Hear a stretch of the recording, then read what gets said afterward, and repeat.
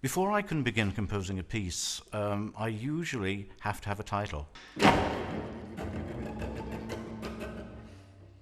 Or if I don't have a title, at least I need some sort of background concept.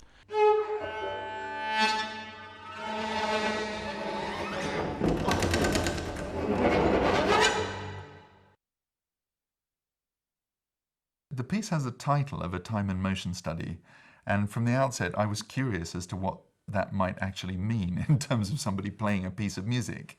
Obviously, the term time and motion study relates to the concept of efficiency in the industrial factory environment, how long it takes to make a certain object, what that object then costs the manufacturer so that he can make a profit from it and selling it to somebody else. Of course, there's an ironic aspect to this when one's dealing with music.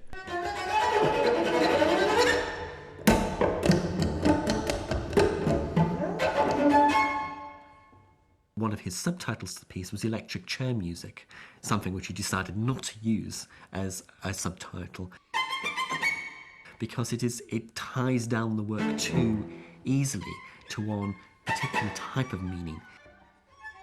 You don't want to tell people too much, it does them a disservice.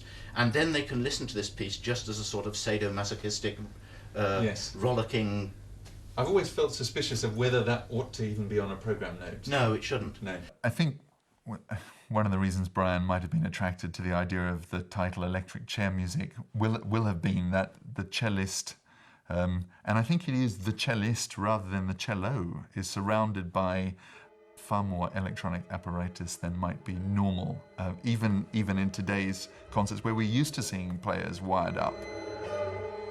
We've got to a point now where it's possible to take what would have been 5 big open reel tape recorders and the 3 assistants, and to simplify that down to where one person performing a very virtuosic role on his computer is able to replace all of those people and a huge amount of that equipment. The cellist is sitting in his normal place in the centre of the hall, but he's surrounded by microphones. Microphones connected to him, one which is connected to his shirt just near the voice, but also microphones which are connected to the cello, microphones in front. The cellist is encompassed and developed by this envelope, different speakers speaking back to him things he's spoken already, distorting, rendering untrue, rendering deceptive, like walking on very thin ice.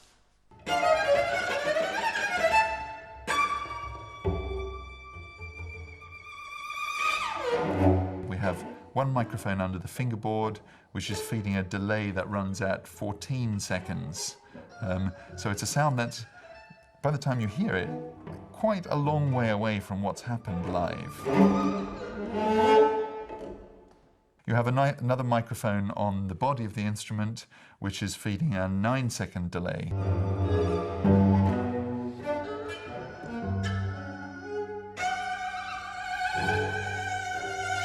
The immediate sound of the cello is happening sort of on top of us. And then as we work further away from the instrument, you hear sounds that are happening further and further away in time. The 2 speakers closest to the cello are like oral microscopes, picking up sounds which normally you wouldn't hear unless you were with your ear literally against the instrument. So the 2 little delays from the live sound, the 14-second and 9-second delay, are the speakers sat next to the instrument. And then further round, the later section of the piece where one's fighting material recorded quite early on, those speakers are far away from the instrument. There's also one further speaker, which is close to the cellist, which produces very great distortions of the cello, where the cello's own performed voice is distorted by the actual physical voice of the cellist himself.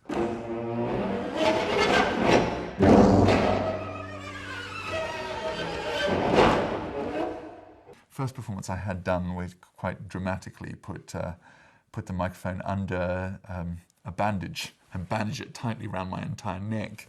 So I thought it looked rather unpleasant, and I thought that belonged nicely with the aesthetic. We get a better sound, sadly, without that, so the visual effect of that is now gone.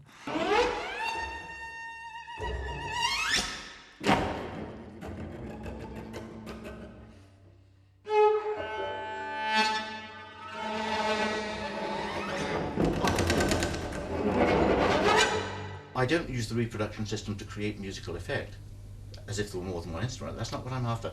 What I'm after is critiquing the style of the music by allowing you and the listener to take more distance from the actual moment of playing.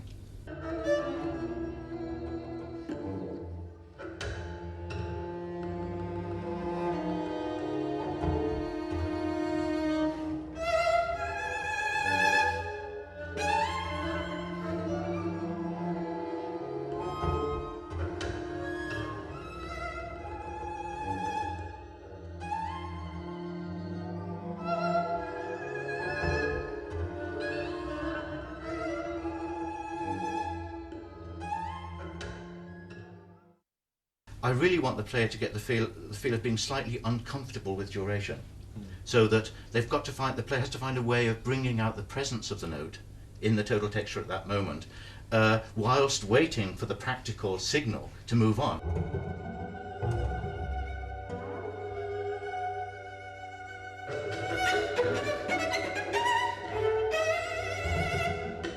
The bit that I couldn't play at all until I heard the electronics was the Gran Adagio. Ah, At yes, the end, yes. Where,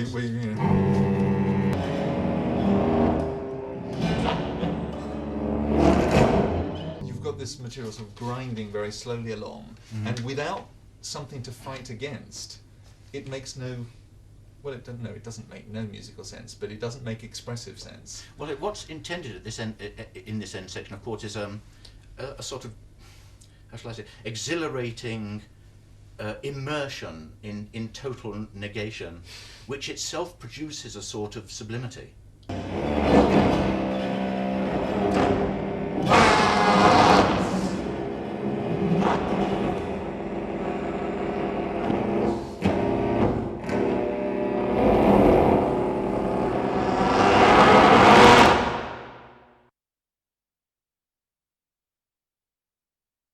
For a lot of people, Ferneyhough is today's bogeyman of new music in the way that Schoenberg might have been 50 years ago. He's somebody I have the pleasure of introducing students to quite regularly, and students who are extremely uncomfortable at what is being asked of them by a notation that works the way that Ferneyhough does. Very often, people like to think of musical notation as abstract. It stays the same for all the ages, and it's evident what you do. You have 2 beats there, 1 beat there, and there's a C sharp, and so on. But in fact, no musical notation has ever given the totality, the essence perhaps even, of a composition. Brian is interested in notation as a labyrinth, as an area of struggle, where there's real work to be done, rather than a simple, transparent medium. We don't want to say, do this, do that. What we're really interested in doing is suggesting to people it might be interesting to investigate this particular area of what this notation is doing. He has these instructions that are sometimes helpful, sometimes unhelpful. The one at the beginning of the piece was certainly very helpful, especially the first time I did it. And the first time I played this piece with Brian in the audience as well, extremely nervous but insistent.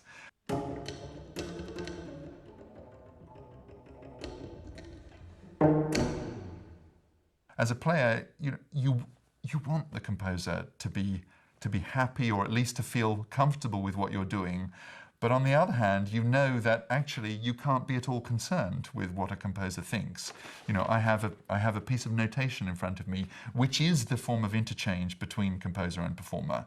And whether or not Brian likes what I do is not important. I'm going to have to do whatever I'm going to have to do with this material. So the nervous but insistent is actually, at that point, quite a helpful instruction. Why is there in my music notational overload? Well, one reason is because we have so many musical styles and demands on performers and listeners today, that it's better to offer a bit too much information rather than too little. When I was writing this piece, I was very much concerned with how a player approaches the material. Now, of course, that's partly physical, but it's also partly to do with the way you apply to it a patina of previous assumptions about expression. If you just leave me black splodges on a piece of paper that show me where to put my fingers and roughly what intensity to play it in, that doesn't necessarily keep challenging me to work harder. We are fortunate today that there are many, many highly intelligent performers out there who are not content only with just playing what they think is in front of them or what somebody else thinks is in front of them, but of actually entering into this much more flexible, much more organic confrontation between intellectual, poetic imaginings and the practice of music. There's a section he describes as having sudden extremes of stillness and mobility like certain reptiles and insects, like a praying mantis. So it suddenly does this. And it's a very non-human movement at that point. And that little description that explains how that movement is going to feel, very, very helpful instruction in you trying to, again, internalize this choreography.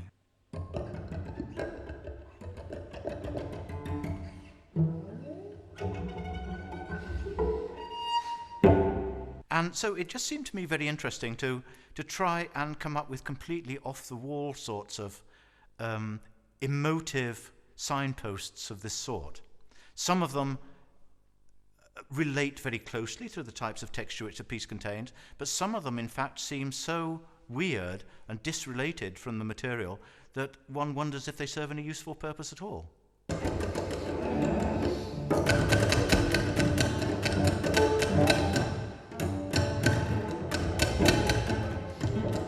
It's described as like machine gun fire, where it's a left-hand pizzicato and a collegno bang with the bows again, between those two. And that's, again, one of these instructions is useful in that it tells you something about how that's going to feel. And it's also useful in the sense that it remains a challenge because it's actually impossible to get this to go as fast as I'd like it to go. I'd love it was like that. And I can't get to go that fast and to retain the alteration of the characters. So what Brian's done is, by writing like machine gun fire, he's left in this enormous challenge that's always going to make you feel it's not fast enough, it's not loud enough, it's not hard enough. The things that I write above a section, we were talking about the granadagio. Well, just saying granadagio, first of all, brings with it sort of Mahlerian associations. Yes. I know immediately. One starts from there with a granadagio. Right, that's right. And that's what this is, in spite of all these things being piled up, and rat droppings and so on, pigeon droppings which splatter on the material, that's really where you have to start. And I say granadagio with passionate dedication and self-transcendence. Now, passionate dedication we can understand, but self-transcendence? What do you do with it?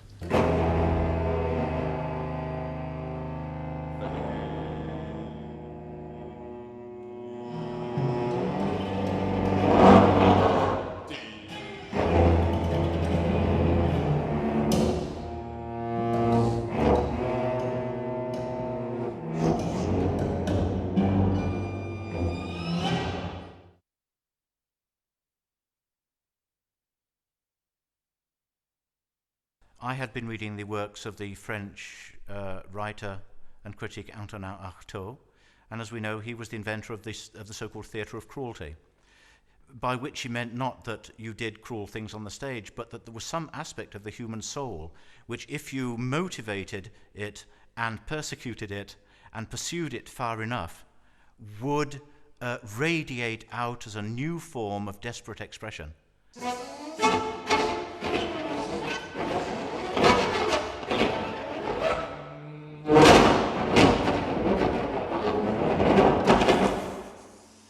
He's asking every part of the body to be used as a component of the way this piece speaks. And in that, he's not borrowing, but locking onto the aesthetic that Antonin Artaud expounded in The Theatre of Cruelty, where he was asking for actor to be put through the most extreme possible, almost torture, in order to wring out of that something that was transcendent. What I try to do is to motivate the performer in a work like this to go beyond the initial normal limits of what a personality, any sort of personality, be it artistic or otherwise, might legitimately be understood to be, to find themselves in a completely new domain in which the normal everyday motivations and techniques and skills with which they work are to be recalibrated and redefined because of the alienness of the environment.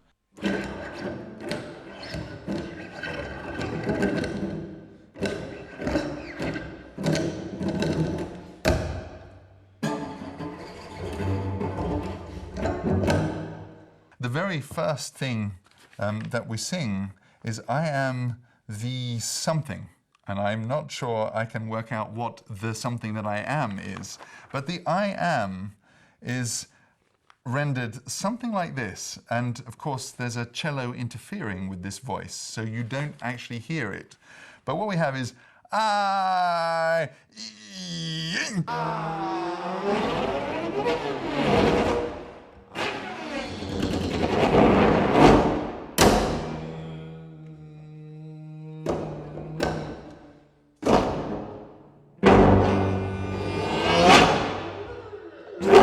Well, the text is taken from the Optic Nerve by Antonin Artaud. It's his first poetry volume. And he's talking, as I said, about the idea that the suffering of the artist in bringing forth these bits and bobs and fragments of discoordinated literary text, that this is really what art is about.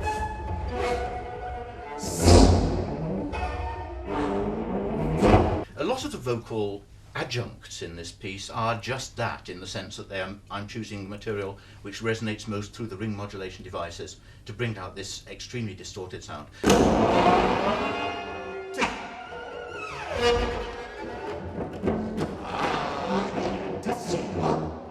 The cellist is fighting this welter of material from the past that's sort of groaning away all around you in these speakers that sometimes one might even set quite close. And you're fighting to be heard now, to be heard live against this sound of this past that's sort of almost overwhelmingly present.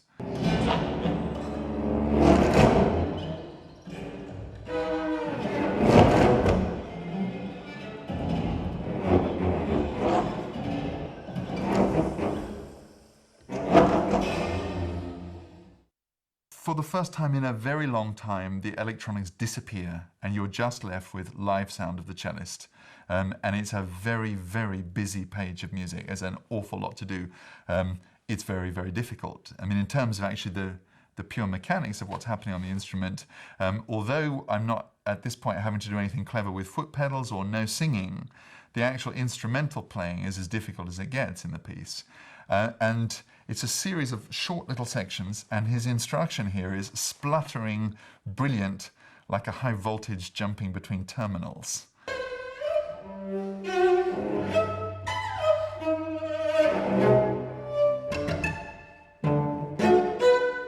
It's a great image, this one, of this sparking, of this incredible energy you have to generate, because you're aware that if you don't really push this page hard, it's going to sound very flat, given the activity of what's been leading up to it, which has had all this remembered sound and things happening, and suddenly you're on your own. And then at the end of that, all of which has been sampled by the electronics. So the electronics have been picking into different channels each of these fragments, and I hit a high note at the end, and the electronics suddenly come back with this wall of that material.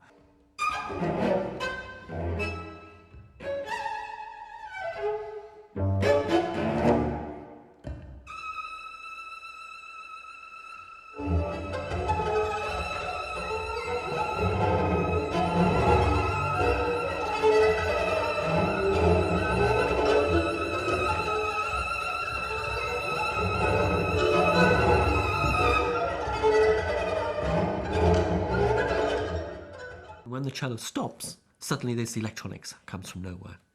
And what's been happening at this time, during this cello solo, I have been rapidly capturing little bit of fragments, very, very quick little fragments. And these are then piled on top of one another. And since Ferneyhough is using two-tip delays, these loops which are happening are out of synchronization from one another. So the sound that has been created is constantly changing.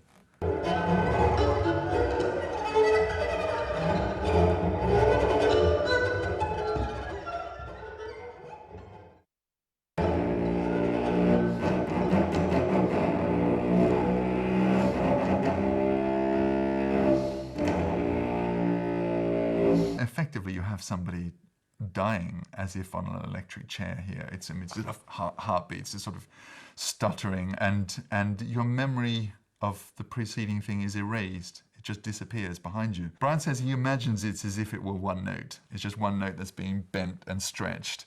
And the cello string, which is tuned down from a low C down to an A, it gets very loose and wobbly at this point. It's like a rubber band.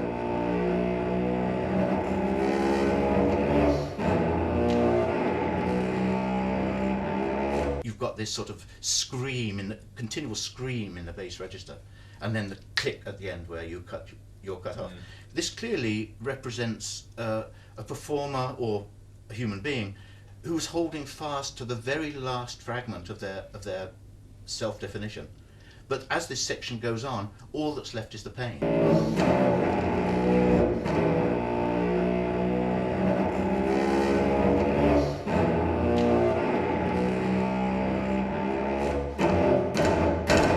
The cellist stops, and you're asked to hold that position for 8 seconds or something until finally the machine gets switched off.